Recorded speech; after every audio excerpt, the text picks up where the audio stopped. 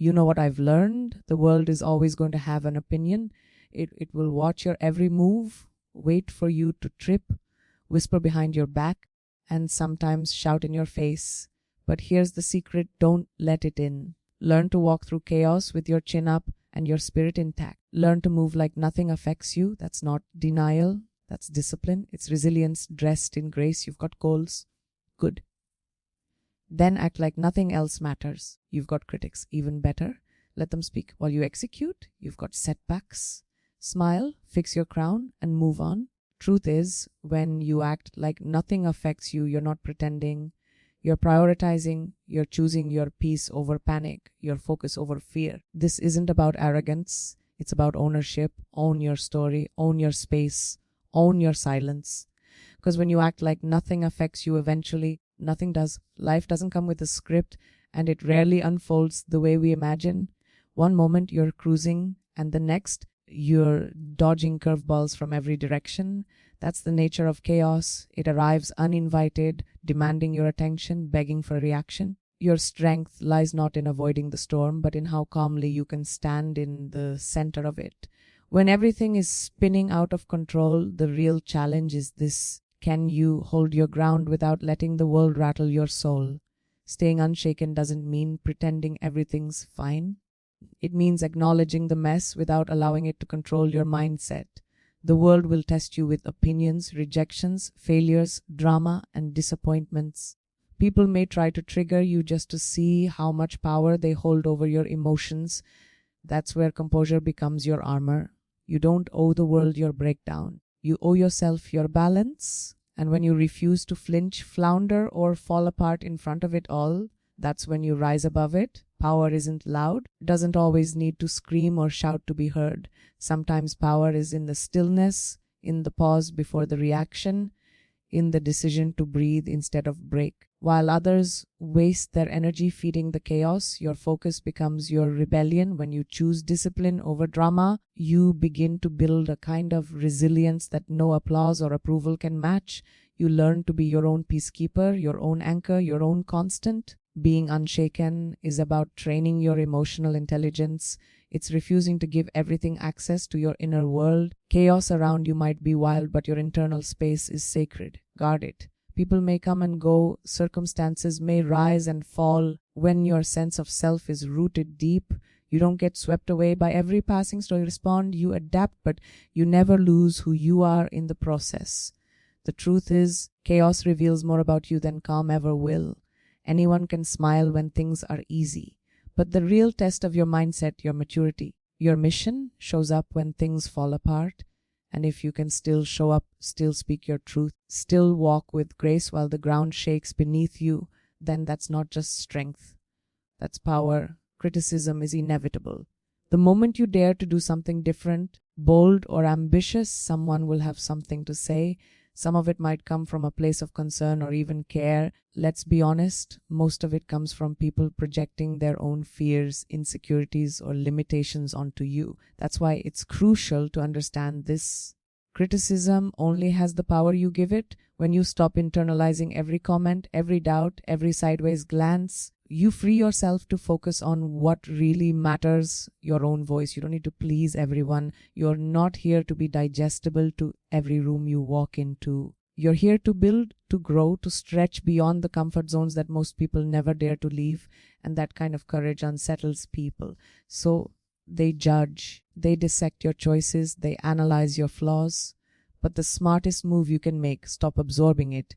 Let their opinions pass through you without sticking. Their noise, stay theirs. You've got better things to do than carry the weight of someone else's insecurities. The problem isn't the criticism itself, it's what we do with it. Too many people shrink themselves to avoid judgment. They hesitate, play small, or stay quiet just to dodge disapproval. But if you're constantly adjusting your path to please the crowd, you'll end up living someone else's version of your life. Every voice deserves a seat at your table. Not every opinion is worth your emotional energy. Growth requires filters. Protect your space. You need to be clear about who you are, you want, and what you stand for, so that when the outside world tries to shake that foundation, you don't crumble. Criticism should never touch your identity. Let it inform you if it's constructive, but never let it define you. Even the most celebrated people in the world, those at the top of their game, are criticized daily. That hasn't stopped them, and it shouldn't stop you. There's a difference between feedback and noise. Feedback helps you improve.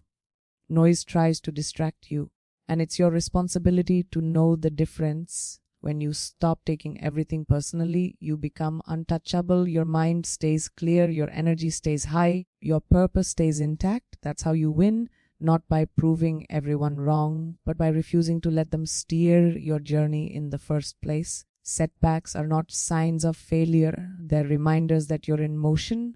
Only those who are daring to move forward, to try, to dream big, ever encounter resistance. That's the price of progress. The world won't always applaud your journey, and success doesn't arrive without struggle. But here's the thing. You have a choice. Every time you fall, you can either frame it as an ending or fuel it into your next beginning. Setbacks are not dead ends. Detours to something stronger. No one climbs without slipping. No one wins without first learning how to lose with grace. Every stumble holds a lesson. Most people are too busy feeling ashamed to stop and learn it. They give up, quit halfway, or talk themselves out of trying again. Don't be most people. Own your setbacks like they're part of your blueprint, because they are. They're the fire that forges you, the test that refines your character. When you stop treating failure as a punishment and start treating it as preparation, your entire life shifts. It's not about bouncing back instantly. Real comebacks take time, and they often happen quietly, behind the scenes. You'll heal in private long before anyone claps for your return. You'll rebuild yourself piece by piece. You'll question your worth, your direction, your decisions, but keep going. Your resilience is not loud, it's consistent. The most powerful thing you can do after being knocked down is to rise without seeking applause. Get back up for yourself, not for validation. Waste your energy replaying what went wrong. Use it to plan what happens next. Setbacks aren't just something to recover from. They're something to work with. When your plans collapse, that's when creativity kicks in. When you lose something you thought you needed, that's when clarity arrives. Nothing is ever truly lost if you learn from it. Some of the best things in life come from moments you once thought were breaking you. And let's be real, your comeback is not just about proving others wrong. It's about proving to yourself that you were never defined by the fall in the first place. There is power in being the kind of person who refuses to give up, who adapts, evolves, and keeps showing up. So next time life pushes you down, just get back up, come back sharper, smarter, and stronger. Because every great story has a plot twist, and sometimes the best part starts after everything goes wrong. Live in a world where reacting quickly is often mistaken for being strong, but real power isn't in how fast you react, it's in how well you respond. And that response comes from emotional discipline. It's not about suppressing your emotions, it's about mastering them. Anyone can lash out, break down, or spiral under pressure. That takes no skill. But to stay grounded, to choose clarity over chaos, to hold yourself steady when everything inside you wants to explode, that's strength. That's control. That's emotional intelligence in its highest form. Will be moments when people try to provoke you. Some will want to test your limits just to say they broke you. And the truth is, win the second you let them see you lose control. Emotional discipline doesn't mean being passive or soft. It means being intentional. You decide what deserves your energy, your words, your attention. Not everything demands a reaction. Not everyone gets access to your emotional state. In fact, sometimes the most powerful move is to say nothing at all and walk away with your peace intact. Emotional discipline is what separates those who rise from those who repeat the same cycles. Because, let's be honest, reacting emotionally to every trigger keeps you stuck. You'll waste your focus on distractions and carry the emotional residue of every conflict. But when you choose discipline over drama, you start conserving your energy for what truly matters. You protect your mental clarity, your time, your purpose. That self-control becomes your superpower in a world that thrives on impulsiveness and chaos. It also builds self-respect. There's something deeply empowering about knowing that your emotions no longer control you. You control them. You stop being a slave to impulse. You start responding instead of reacting. You create boundaries not just with others, but with yourself. You learn to sit with discomfort instead of escaping it. And over time, you start to notice how rarely external things can shake you. You become the calm in the middle of the storm. You start choosing growth over gratification. Let's get this straight. Emotional discipline isn't about being cold or detached. It's about being so in tune with your emotions that they no longer hijack your decisions. It's about turning down the volume on chaos so you can actually hear your own thoughts. When you're emotionally disciplined, you stop giving the world the power to destabilize you. You carry yourself with an unshakable inner calm. And in that stillness, you find your sharpest edge. Live in an age where noise is everywhere. People are louder, opinions are cheaper, and attention is the currency. But don't get it twisted. Volume isn't value. And grace? Grace is rare. Grace is strength wrapped in silence. Grace is the ability to stand tall, move forward, and keep your integrity intact while others lose theirs trying to tear you down. There's power in not reacting, not retaliating, not explaining. When you choose grace over noise, you're not backing down, you're leveling up. It's tempting to respond to every insult, to clap back at every critic, to prove your worth through words. That's what they expect. That's what they feed off, your attention, your reaction. What they don't expect is your calm, your refusal to entertain their chaos. And that's what makes you untouchable. Grace isn't weakness, it's restraint. It's knowing you could destroy someone with a single sentence, but choosing to protect your peace instead. That's not silence born from fear, it's silence born from self-control. Choosing grace is about knowing the difference between your ego and your energy. Your ego wants to be right, your energy wants to be free. And every time you engage in petty battles, you give a piece of your power away. The most secure people don't chase validation. They move in alignment. They know who they are. They're not bothered by being misunderstood because they're too busy building, growing, and evolving. That's the kind of grace that can't be faked. It comes from doing the inner work. It also sets a tone. When you carry yourself with grace, people notice. Not just because you're composed, but because your presence speaks louder than your words ever could. You become the kind of person who doesn't need to shout to be heard. Your discipline becomes magnetic. Your silence becomes louder than their noise. You stop trying to win arguments and start winning with your actions. That's how grace moves. It leads, it doesn't chase. And let's be real, anyone can show grace when life is easy. But grace in the face of disrespect, disappointment, doubt, that's rare. That's growth. That's when it counts. Grace isn't about turning the other cheek to be nice. It's about turning inward to stay focused. It's about recognizing that not every battle is worth your breath and not every critic deserves your attention. You walk away, not because you're weak, because you've learned to value your energy too much to waste it proving anything to anyone. There is no blueprint for your life that someone else can hand you, not your parents, not your friends, not society. You are the only one living in your skin, walking in your shoes, carrying your dreams, so own it, every part of it. The wins, the losses, the pivots, the detours, they're all part of your unique path. Stop waiting for permission to be who you are. Stop asking for approval before you move. The moment you decide to take full ownership of your journey, everything changes. Because no one can take from you what they never gave you. Owning your journey means you take responsibility for your choices, even the ones that didn't work out. It's about standing tall, even when the outcome wasn't what you hoped for. It's easy to celebrate your success when the spotlight is on. What about when no one's clapping? What about when you're still figuring it out? That's where the real ownership comes in. You keep going. You keep showing up. You don't blame the world for what didn't happen. You learn, you adapt, and you evolve. You understand that your life is not about avoiding mistakes. It's about making them mean something. It also means not shrinking to make others comfortable. When you start owning your journey, you might make people uncomfortable because people expect you to fit inside a box they understand. But you weren't made to be predictable. You weren't built to live according to someone else's timeline. If your journey doesn't look like theirs, good, that means it's yours. You don't need to explain your ambition, your vision, or your pace. Let your results speak.